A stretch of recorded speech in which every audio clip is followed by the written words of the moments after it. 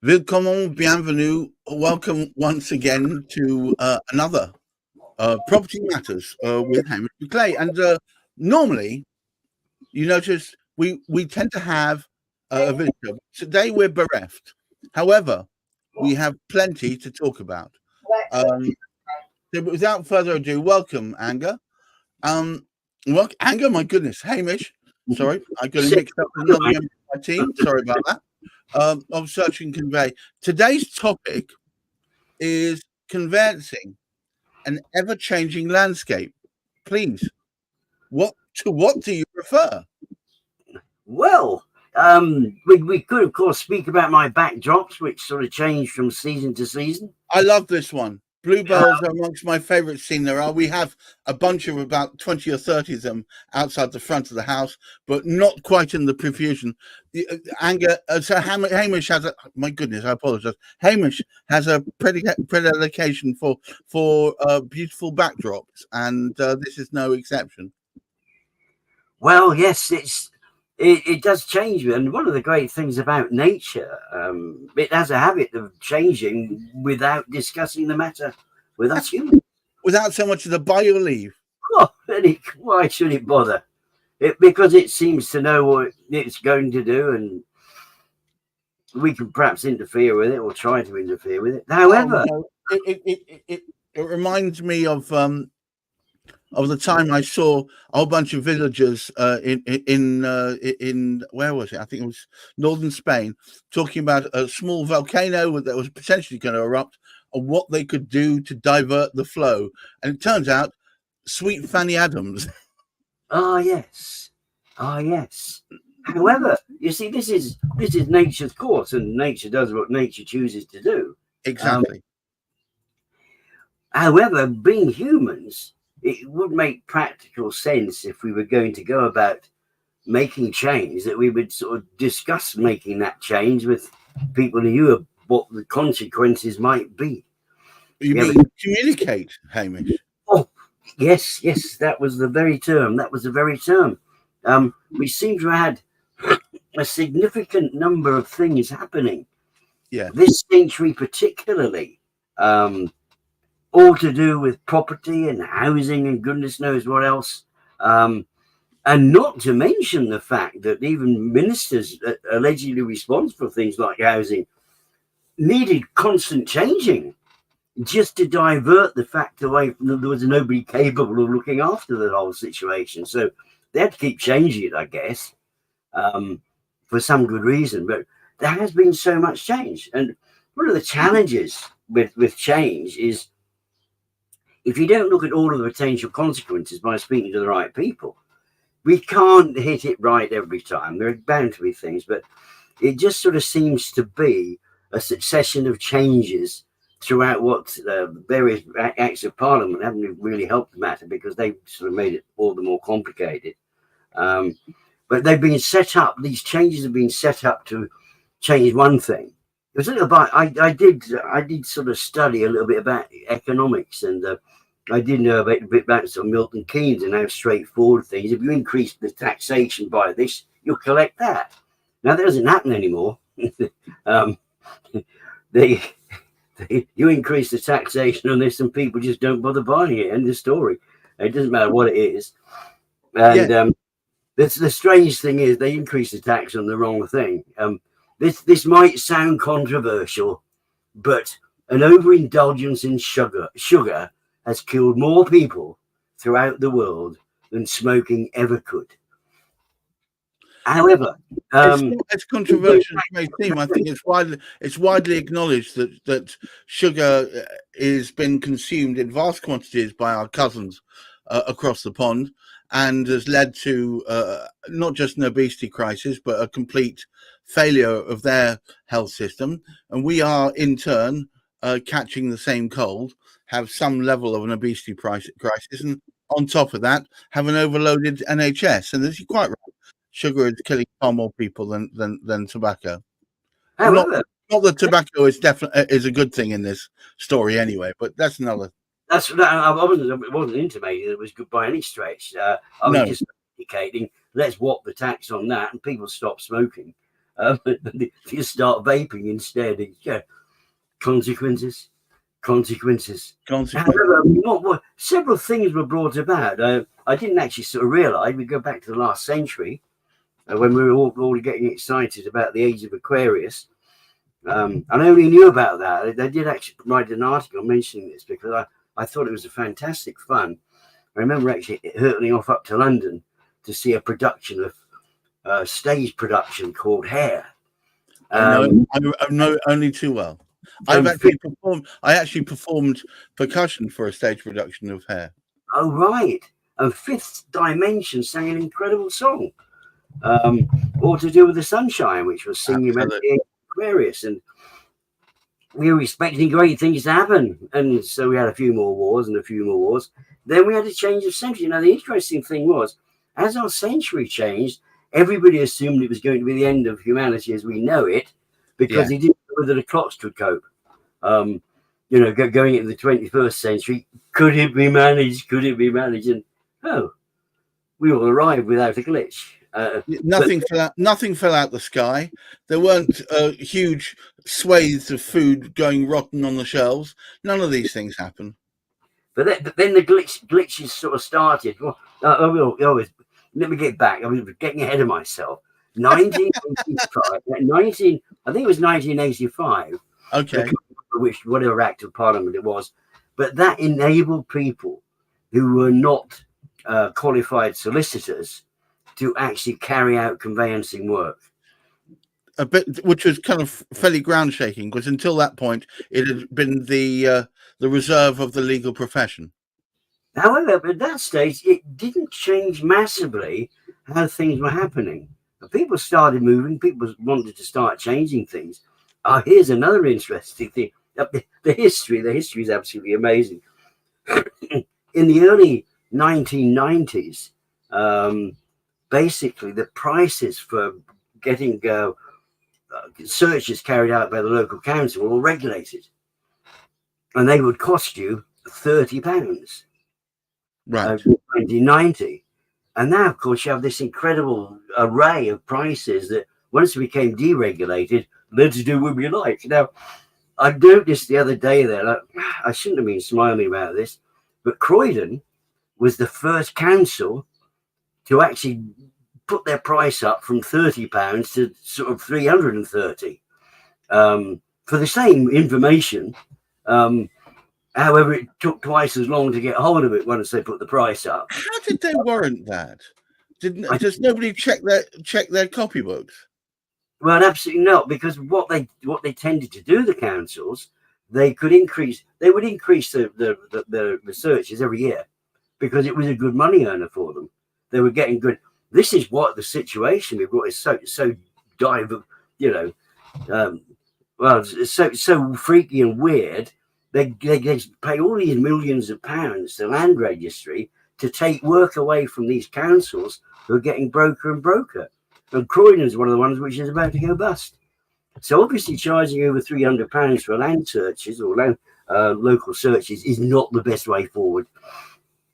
However, I got sidetracked yet again. There's a strange thing, isn't there? But no, it's what you call conversation. Carry on, please. Well, so what happened after all those changes of prices and sort of what have we get into the 21st century. And at the very start of the century, they decided they put something in place which was going to make a significant difference. So in 2002, it was called the Land Registration Act. And that is when electronic and technology type stuff could be actually sort of used within documentation. So that's what brought the whole sort of scene on. And of course, ever since then, and we've noticed this, the life for everybody has become all the more complicated. The more technology, the more checks, not just on buying a property, though, is it, Gareth? It's whatever you choose to do. You can't go and vote now if you don't take some kind of sort of photographic device. As Boris Johnson found out. Oh, absolutely. And the poor pensioners, they decided here. They were, weren't they? Some of the Chelsea pensioners, somebody like that. The Chelsea pensioners. Ridiculous. I think it reflects also the mentality of life, in that you turn around and say, well, actually, that is documentation. That is you. I can see as you. But it's not allowed to be you for voting purposes. a strange thing. Anyway, Land Registration Act brought in all this electronic stuff, but also the bigger demands, because ever since then, the amount of fraud that's been going on is just unbelievable. And so hang on a moment. I thought the Land Registration Act was specifically brought in to create a simplified single database which all land registrations would be identified, and yet it seems to have created more confusion and made it easier to defraud. Absolutely, which has actually put a more significant demand. And we sort of speak about this and wonder why so many land. The sort of the qualified people who are actually sort of leaving the legal profession, right? Who are qualified as property lawyers, why they're actually sort of leaving, because the demands become more aggressive because of what is going on. It's their responsibility to make sure that all the documentation is correct, and the people are fighting and say, well, why do I have to actually sort of prove who I am? I've already done it for the estate agent, right? And they said, well, yeah, hang on, but we cannot trust. There is no method of trusting that particular information. We need to check it. And then the mortgage broker says, well, I've already done it for them. Why do they have to do it again? Because arguably the mortgage broker will have been the highest level of checking anyway, since they're the one dealing with the money. Absolutely. But of course, the poor old solicitor has then got to go through the whole darn thing again, because they've got to find out the source of funds. So the legal expertise which is demanded of them it's all to do with finance and stuff of that nature now. Right. That's without all the other stuff that goes on. So that really didn't help matters terribly at all. Then, of course, what happened in 2007, we had another sort of change. And this one, of course, was intended. This was the Legal Services Act 2007, which enabled people who weren't qualified in law to give legal advice. Which is, frankly, scary. Well, it is a wee bit, because that was a time that sort of encouraged the likes of banks, for example, to start deciding that they could do conveyancing. And of course, this is when Tesco's first took an interest in it. We laughed about that one before, but they had one or two challenges and they ended up sort of getting fined a God knows how much money. Oranges, your oranges, your peas, your avocados, and your conveyancing, all done at the same place. Yes, and all with your Tesco points too. Absolutely, get those nectar points in.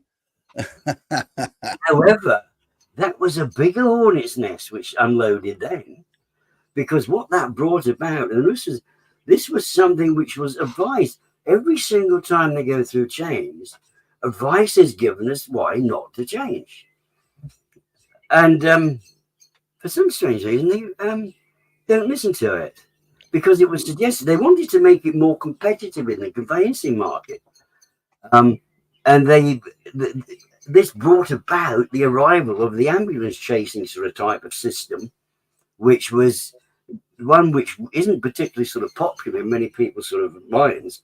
But what it has done, of course, is driven volume into panels now, instead of it being carried out on a normal conventional basis. Because the strange thing is, this panel sort of type of work, which has taken us down the factory route, hasn't actually speeded up the transactions, because so many they're diverse, and all of the system, because there's a new system coming out every week, because somebody else thinks, oh, I can make a bit of money by making this up, and I can make a bit of money by making this up. And so where are we now then, Hamish? Well, we went through the Legal Services Act, which totally sort of messed up, but then we got, just to clown the whole thing on the top, while they were meant to be improving things with leaseholds and freehold and all the rest of it, and stop these idiotic sort of management fees from increasing and stuff, Right. They bring out the Building Safety Act. And anybody that's in a flat above, the sort of third floor now and wants to actually sort of buy it, I better be careful here. How high is no? It might be the fourth floor, but anyway, it matters not. It makes it seriously difficult for people in flats, and that significantly slows down transactions. And when was that? When did that come in? Oh, that was 2022. We waited to 2022 to mess the building but the building side of things. Sadly, what so many of these things do, though, Gareth, you probably understand that it does bring in some benefits, but it's what's detrimental to the whole thing that they haven't. And unfortunately, until it gets fully introduced and people try and work it, they cannot tell what damage it's created to the whole system. And that's where we are. Not sat comfortably in the Bluebell Woods with a picnic. Well, I was going to say, in summary, before we wind this up today, if you are relying on the so-called factory conveyancing, that is to say, one size fits most style of conveyancing, you are leaving yourself open to lack of local knowledge. And because these systems and these acts have not resulted in a uniform working environment, a uniform location for the data, and a uniform way and method to obtain reasonable information on searches, I think you'd agree with me, Hamish. The best place to do is to find someone, perhaps in IPSA, which is the organization Hamish chairs, who can direct you to someone local in your area to provide you with sharp, recent local knowledge. Is that fair? I mean, that's the one conclusion I take from everything you've said. There is that separate one, of course. Our presence and having Juliet sort of join us so often in our conversations on Thursdays during our podcast, then during Property Quorum, it is important relative to these changes that have happened that somebody keeps up to date with them, and you work with a property lawyer is going to be the best. Some conveyancers are very, very well trained and expert. However, whichever route you go down, you need to be selective about it. And just going pressing the buttons and going, oh, he's a cheap one here. Guess what you get? So, in conclusion, you pays for what you gets. Once again, Hamish, thank you for joining me. It's always an education. I hope you guys agree. And I hope and look forward to a weekend. I hope you all have a pleasant one. And I'll see you on the other side of it. Remember, shameless plug, every Thursday at 10 o'clock, Hamish and I together run the Property Quorum, where we often have eagle-eyed entries into the property market, talking about all different aspects of it, from our sharp-eyed legal eagle all the way through to our own tame property developer.